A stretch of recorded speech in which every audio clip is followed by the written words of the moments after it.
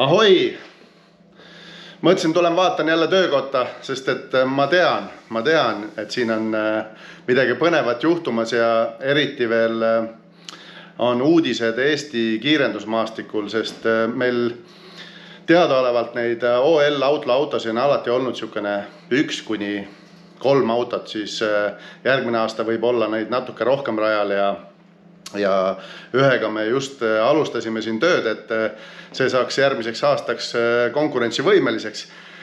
Aga ma kohe lähen sinna auto juurde ka, aga tahtsin natukene veel Mallortiga rääkida, et mis ta arvab, mida me sellel aastal veel teeme või talvel, et tegelikult kevad ei ole ju kaugel ja lumi on maas, nii et Mallort, tervist! Tšau!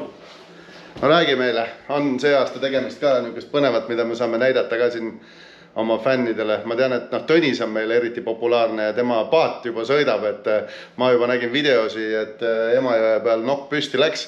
Aga sellest räägime temaga täpsemalt, aga mis sina räägid, mis sa teed siin, tellid asju? Jah, jõulukuu on kingituste kuu, et klientidele vaja kingid ära tellida õigeks ajaks. Ja kes peab kingituseks, kes mitte? No jah, eks see on niisugune, igaüks teeb omale kingituse siin tundub. Aga ma arvan, et tegemist on palju aasta lõpus ja aasta alguses veel rohkem, eks see uus hooaeg tuleb ju kiirelt jälle peale, et modifitseerime siin vanade klientide autosid paremaks. Ja mõni uus ka tekkinud. Uued on tekkinud, eks siis siin kaameras kohe varsti näha. Ja eks siis on selliseid iluprojekte ja turbotamisi on päris palju. Oota, aga praegu meil on ju Dünos Lauriga, mina just üleval tegin, räägi sellest ka, see on Volkswagen Tiguan ja täiesti tuttuus. Räägi, mis me sellega tegime? See on tutikas Tiguan, jah, klient soovis juba, tal autot ei olnudki juba palju vaja tellima hakata igasuguseid tuuning asju sinna külge. Panime suure turbo, seal on siis downpipe, intercooler, õhu sissevõtt. Originaalis on see auto 180 kilovatti ja tal oli sealt siis eesmärk saada üle 400 hobujõu ja ma saan aru, et praegu on Düno juba valmis, et põhimõtteliselt on see jõud olemas. Võin saladuse katte all öelda, et seal on nagu julgelt üle 300 kilovati. Et vägev projekt, vaatad tänaval tavaline Tiguan, niisugune pere, mis ta on siis, ta ei ole mahtu universaal ka, aga ta on see linnamaastur ja tõmbab siin igale ühele lutti, nii et pole asigi. Aga graafikud, asjad taustaks saab panna, Lauri monteerib pärast kokku, ma lähen töökotta. No seda autot te teate. Siin saab mehaanilise kütusepumba ja mõned upgrade'id veel. Magnus ehitab siin eriti Popi Euro sportautot. Siin ma tean, et mõnede meeste unistuste auto teeb siin hooldust. Ei ole siin mingit tuunimist. Praegu hetkel käib meil sportauto hooldus ja suur töö on selja taga. Aga Tõnn, kuule. Tõnn on meil muutunud fännide seas väga populaarseks, nii et näita, et sa oled oma ülesannete kõrgusel ja räägi meile, mida sa nüüd teed siin mees. Näita kõigepealt arvutis, mida sa oled siin mõõdistanud ja millega sa tegeled. Praegu ma saan aru, et teeb siin eeltööd ühe auto ütleme siis ehitamiseks või ütleme siis võistlusvalmi seadmiseks ja kohe näitan teile autot ka, aga ennem näita, mis teed. Ahoi! Tervita oma fänne, kuule. Vaadake siia. See on nüüd siis ühe auto tulesein, ma saan aru.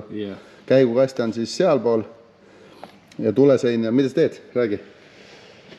Tegime siis esialgse 3D skännimise, et kuna veel mehaanilisi varuosasid ei olegi, et ja endal on mõned ka skännid juba varasematest töödest olemas, siis proovime nagu vaadata, kuidas asjad sobivad selle kere vahele, mis praegult on. Ja kere näita ka kohe, aga... Eks siis jah, et keres sai siis väikse tõmmist tehtud niimoodi ja siia hakkame siis ära mahutama juppe. Ja praegult siis nii palju siis, kui juba teada on saadud, et olemasolevale meatplade'ile, mis on siis nagu suure blower mootori küljes olnud ennemgi, et siis nagu see mootor, mida meie paneme, see meatplate ei sobigi, et peame siis uue lahenduse siia leidma. jah, ja räägi meile seda ka, et mis eelneb sellele alati, kui me hakkame mingit autot ehitama või klient tahab midagi ehitada, siis mis eelneb, milline töö eelneb üldse sellele, et mootori juhtaju valida, sest väga lihtne on valida sealt kõige odavam, kõige lihtsam ja siis loota, et see kõik kokku sobib ja tööle hakkab, aga vaata, Tõnn, tegelikult praegu hetkel ma saan aru, sa kirjutadki üles kõik väljundid, sisendid, võimalikud andurid ja siis selle järgi valime aju, eks ju?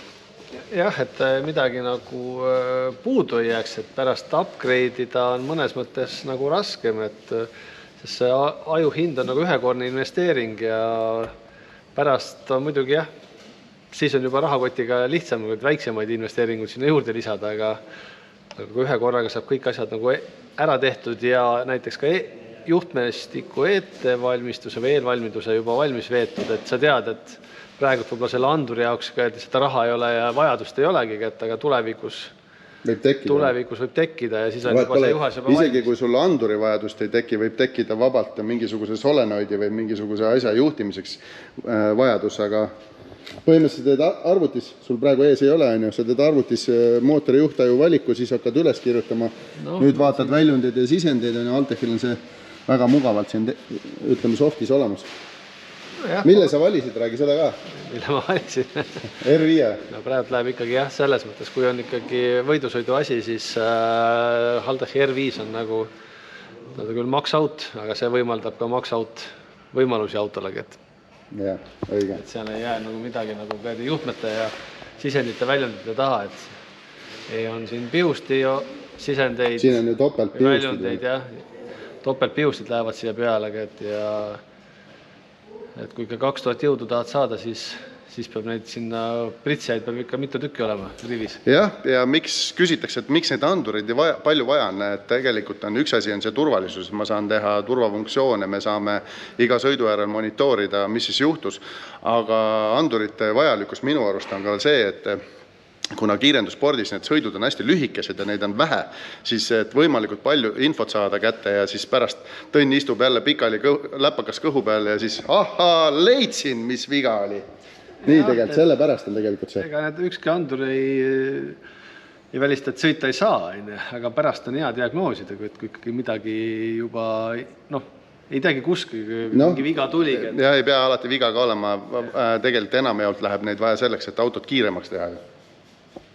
Et see tegelikult ju selle info alus on tuunik ja autot, mina tuunin ja Tõnn teeb oma magicut seal nende andurite ja asjadega, nii et kui tema teeb oma töö ära, siis minul jälle lihtsam ja kui klient usaldab meid ja valib need osad ja andurid, siis reeglina on see tulemus ka alati palju parem. Aga Tõnn, kuule, vaatame auto alla ka või? Räägi ise, kuule, sul on siuke fännibaas, et ma arvan, et räägi ise, mis asi see on. Ärme mootorist veel räägi, mida me valime, seda me näitame eraldi saates. Aga räägi, mis auto see on? Kas see peaks olema Chevy Cobalt? Vähemalt jah.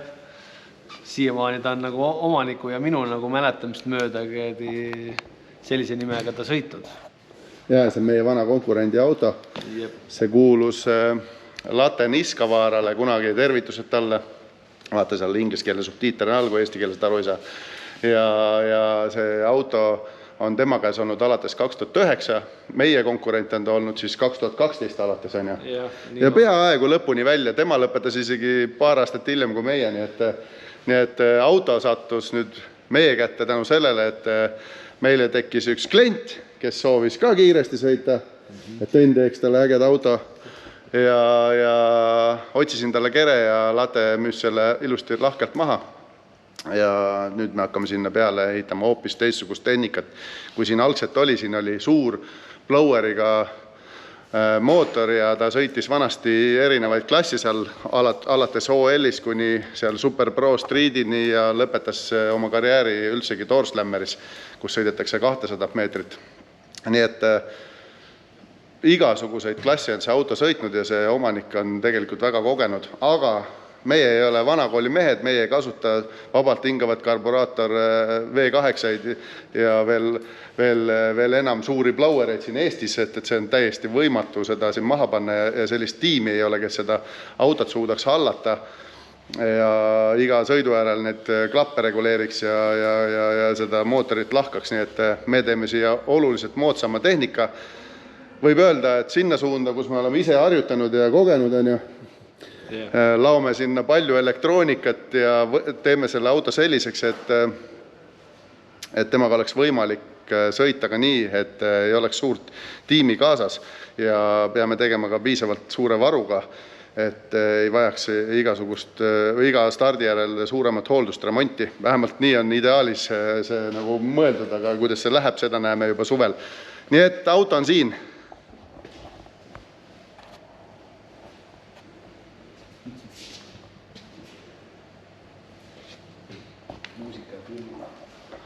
No, näeb äge välja, tegelikult näeb äge välja.